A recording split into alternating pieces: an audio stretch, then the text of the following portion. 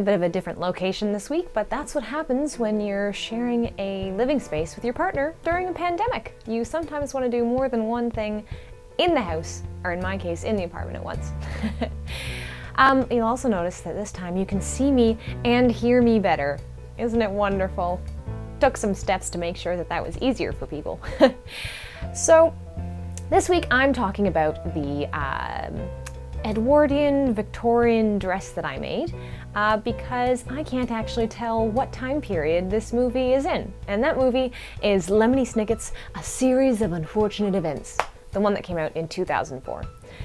So I make a lot of costumes every year for Halloween. I take a lot of pictures with them, I make TikToks with them, I do as many fun things as I can with as many costumes as I can because Halloween is like the one time a year that I actually have an excuse to make costumes. And so, a costume that I wear on Halloween is always like, I count it as my grand finale. So this year I had a brilliant idea. I was going to dress up as Meryl Streep's Aunt Josephine from the Series of Unfortunate Events movie, and that my husband, my long-suffering husband, was going to be Captain Sham, who was Count Olaf's disguise when the children are with Aunt Josephine, and the Count Olaf is obviously played by Jim Carrey, who is brilliant in that role. So I chose Aunt Josephine's dress because she is the character that I love the most from this movie, outside of Count Olaf. I mean, everyone's kind of great in this movie, but I love her. She is completely paranoid, she is over the top, she's outrageous. Meryl, obviously, is a very, very talented actress, and so she plays her phenomenally well. Also, that dress is just absolutely stunning. And I know that I think the costume designer was Colleen Atwood. A Series of Unfortunate Events was also inexplicably one of the movies that when I was a kid, for some reason I saw it a lot. I read the books, not all of them. I think I read most of them in a sporadic order. But yeah, for some reason it was playing at like every birthday party I went to. Every time I would go over to a family member's house, they would put it on, and so I saw it a lot. So much so that that's like one of the few movies that I have from my childhood in my DVD collection. Got it when Blockbuster closed, so there's a throwback for you. I miss Blockbuster. The nostalgia of going into the store, and you and your siblings fighting over what one movie you're going to pick for that weekend. Times were simpler. My Blockbuster is now a Dollar Tree, and it makes me sad every time I go in there. Anyways, okay. Yes, this is a great movie. Costumes are absolutely stunning. And I know I can never completely do justice to the brilliance of this dress, but I tried. So, ta-da! I love this dress, and I love this movie. Now, I was lucky because I already had two good patterns that I could use, and I went to Fabricland and found some really great, easy, cheap fabric. It was not actually that easy to work with. But my problem was that I didn't know if I should label it as a Victorian or an Edwardian dress because there's kind of influences from both. I think it's more Edwardian than Victorian, but don't quote me on that. But yeah, this movie it's got elements of like Victorian, but also like present day 2007, so I never had any idea what time period this movie was supposed to be set in.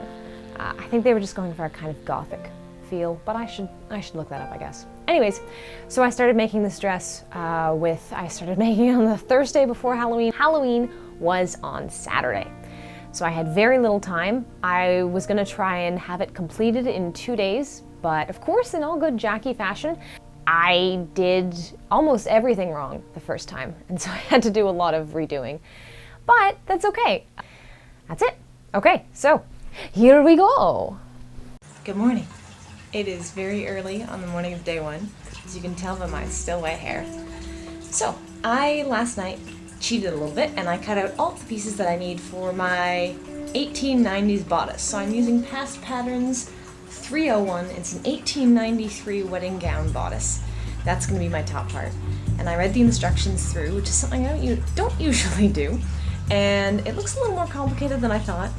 It includes boning, which I'm not sure I'm going to be able to have time to do, but we're going to do our best. Also the sleeves, they're so big. There's so many pleats. I've never pleated before. This is going to be an adventure.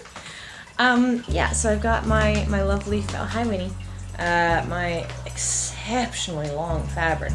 That is like 8 yards of fabric. It is unbelievably long. So I'm gonna go ahead and cut the pieces out. It's probably gonna take me a while. So I'll check back in with you in a bit, see how it's going. Okay, so I've got most of the stuff pinned down.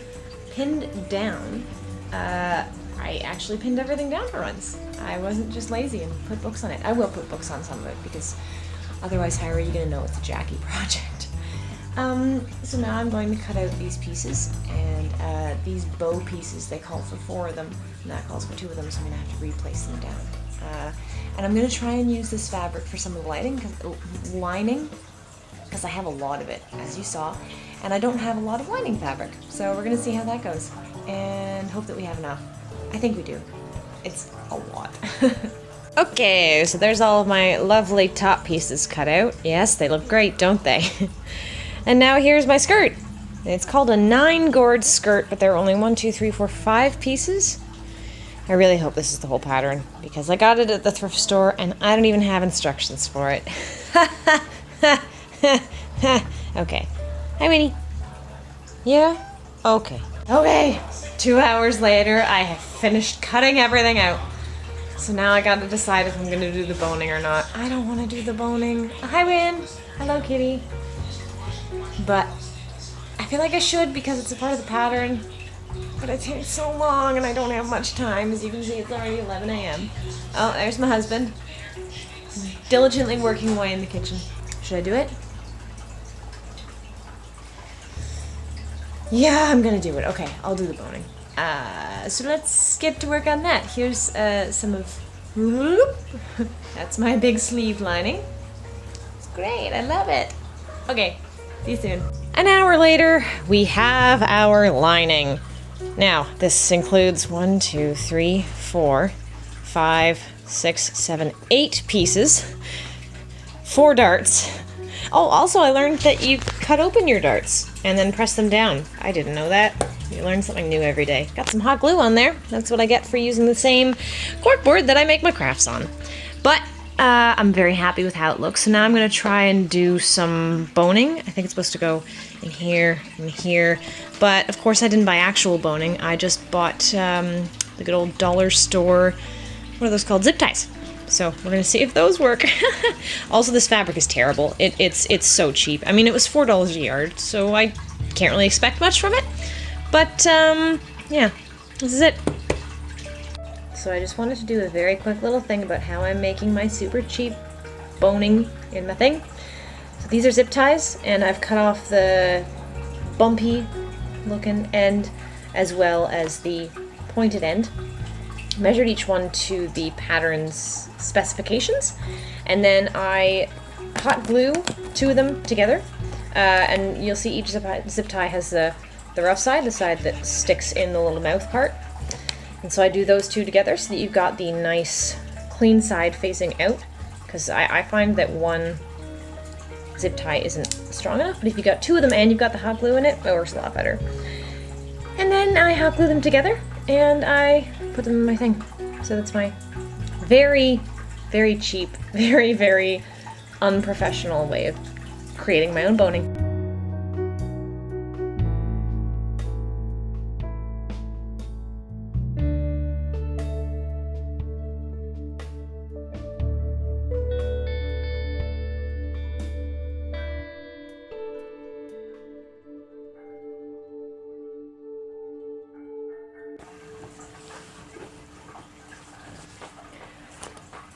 It's finally done. Well, the boning is finally done. I'm pretty impressed with it.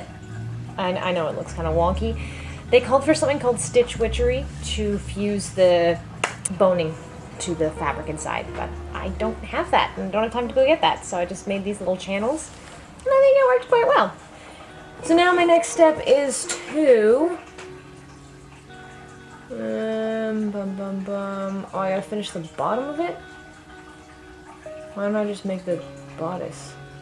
Yeah, I'm gonna make the bodice next. Wish me luck! Hello, good morning. I look very tired today. So, this is what I've done so far. It doesn't look like much, but it took like 9 hours.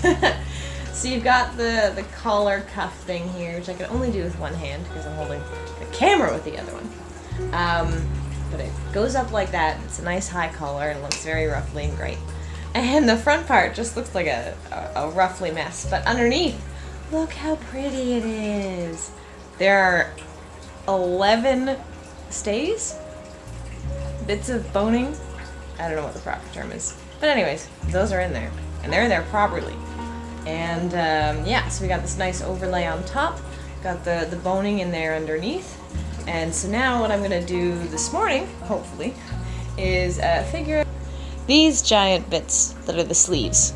I think they look like brains, which I think is hilarious. Can you see Winnie? There's Win.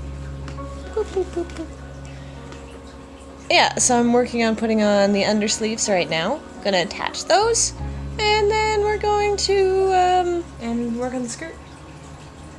I'm gonna go get dressed.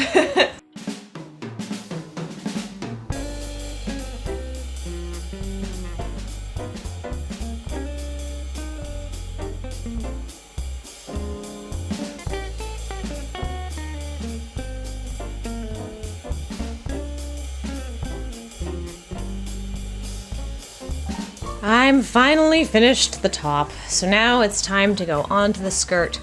This is, I believe it is Past Patterns number 1313. Could also be another one. It says Butterick down here, 1313. I don't know. I don't have the original package from it because I got it from Value Village. So, yeah.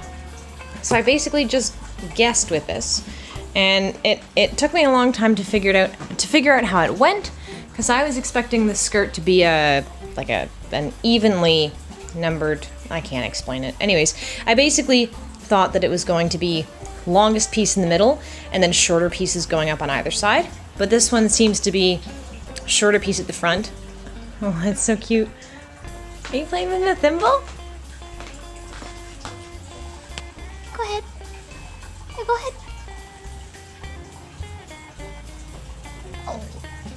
Oh, you get it. Oh, you get it, Win. And I didn't know how to put the pieces together until I looked at the Keystone jacket and cutting guide and figured out that you start with number 1 and you go through to number 5. Wow, that is revolutionary thinking right there. So I'm gonna go ahead and sew my pieces together, make myself a waistband, and hopefully make myself a skirt. I finally actually figured out how to put the skirt together. So it's called a 9-gore skirt because there are shockingly 9 gores. So there are 5 pieces, but the biggest one in the middle is the middle back. And then there are 4 pieces on either side of that middle back piece. So I have to cut out 2 of each of the other 4 pieces. That equals 9, right? 4, 8, 9. Figured it out.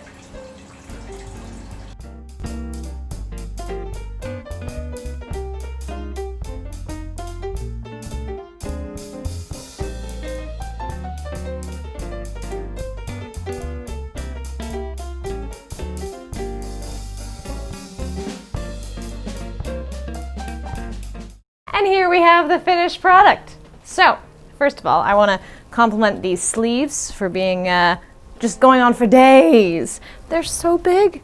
They're so big. I was originally going to do something with pillow stuffing to make them extra huge, but I ended up just wearing them like this on the night of. I actually pinned them up here a little bit so they got a bit more volume, but they're great. They're very Aunt Josephinian, so that's perfect. I'm really glad I did the boning on this bodice part because otherwise it wouldn't really have any form to it. And this is really nicely boned. It looks great, I think. Yes, you can see my brown hair at the back. I know.